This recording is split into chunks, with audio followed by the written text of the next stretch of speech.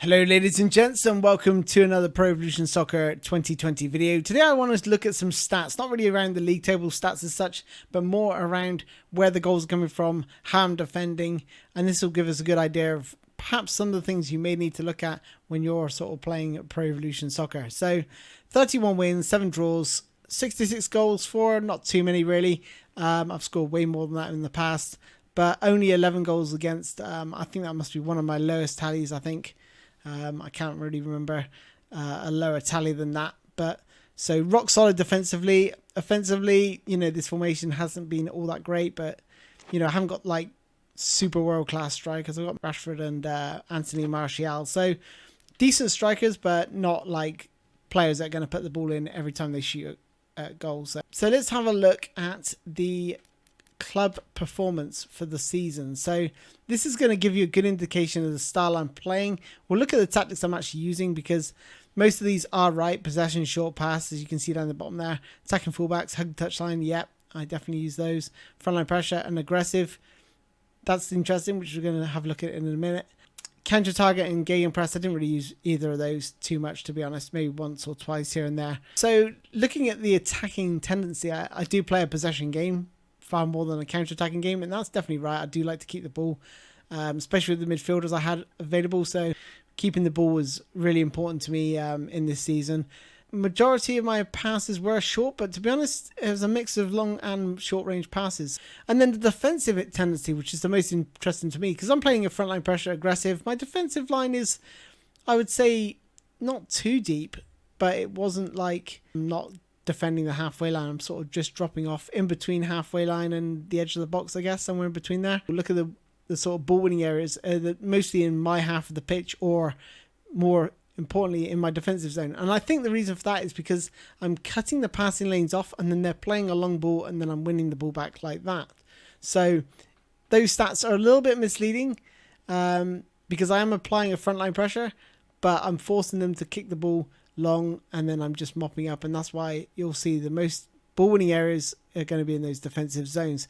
Attack wise, you can see it's mainly down the wing, but I think in the next page you're going to see I don't score that many goals from crosses. And the thing is, I use the wing on the width to stretch my opponent, so I can then play through the middle by cycling the ball around the penalty box, as I've shown you in my attacking tutorials. Let's have a look. So averaging 53% possession, not too much really. Not for the formation I'm playing. I'm playing a 4-4-2 diamond. I have made a video about that, so you don't need to worry too much about that. I will leave a link in the description. So shots 6.1, 3.5 on target. So, hitting the target more often than not. So I do only tend to shoot when I'm, I definitely think I can actually score. Passes 112, 92. Successful passes of those 112 passes. What's that? Got to be about 80-ish%, I think, off the top of my head. My maths aren't great, but that's what it looks like to me.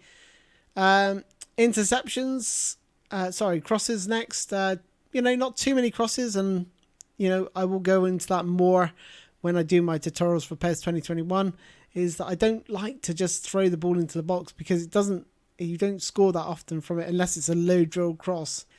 You can see the sort of player, so I like to operate in the opposing half just as much as I do in the sort of middle of the pitch. So look at that, it's really interesting that it's a 16, 10 and 14, 16, 10 and 14 again, and then not too much in my own back line. So I do like to sort of dominate in their own half, and I find that easier to pin the opposition back by dominating possession in their half.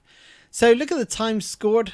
We're sort of scoring most of the time in the between 16th and 30th minute, and right towards the end of the game as well, 76 to 90. That's when I'm really, really going for it. If I'm, if I desperately need a goal, as well as the 61st and 75th minute.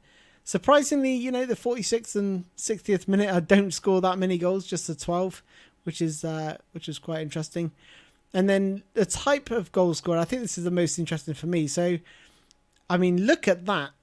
So through ball was 31, but look at those set pieces. My set pieces, since I've done the Pro Corner tutorial, if you've not seen it, check it out. Honestly, you learn that tutorial, and I have scored so many goals from set pieces. When this game first came out, my corners weren't weren't that great, to be honest. But as soon as I learned this technique from Cam's, one of the pros, I was like, this technique is absolutely beautiful.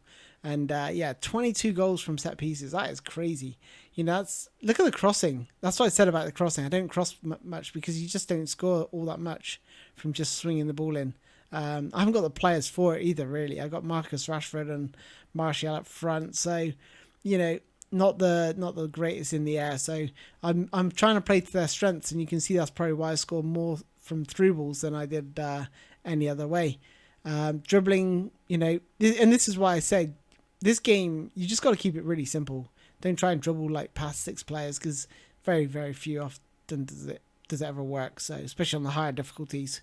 Towards the end of the season, I started recording the goals that I actually score, and it was like set piece, set piece, set piece. I was like, man, I score a lot from set pieces, and it really did sort of just get me over the line. So definitely work on your set pieces, especially the corners. That pro corner tutorial, I cannot stress how good that is. So definitely check that out. Now, as we move to the next page, we can see the dribbling stats. So surprisingly, my orchestrator, Ruben Neves, has got 92% for dribbling. And I think that's where he's bursting from midfield because he starts deep.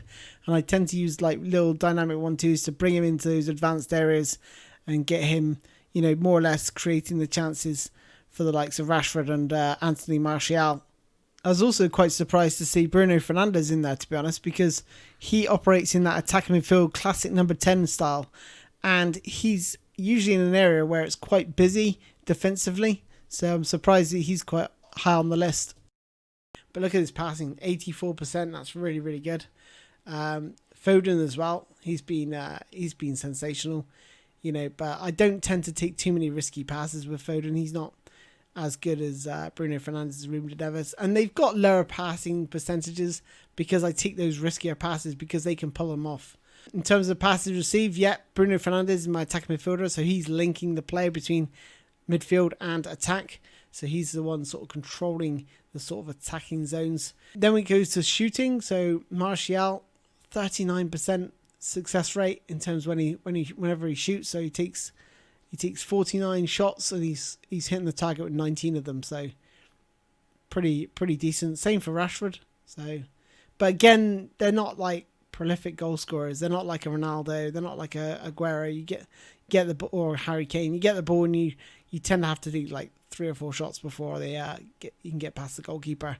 Aerial battles won. You know, I've got 2 amazing defenders, and that is the reason I've got such a low goals against. De Ligt and Hernandez. Those 2 are sensational. Definitely have those as your centre backs. Hernandez has got loads of pace. De Ligt, powerful in the air. Yeah. Really, really good combination there.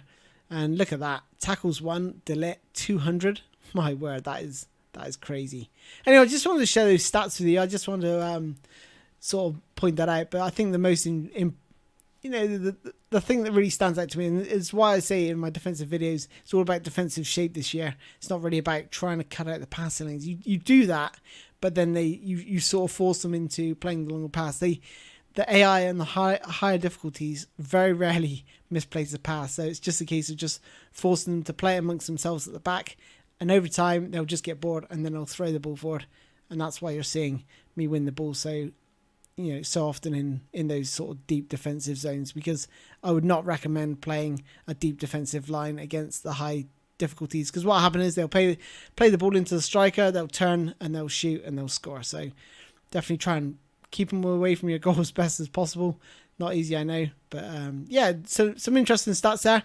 Anyway, let me know what you think in the comments below. What sort of areas, have a look at your stats and see how they compare, see what the differences are. It'd be interesting to hear from you guys in the comments. And yeah, until next time, guys, I'll see you soon. Bye bye.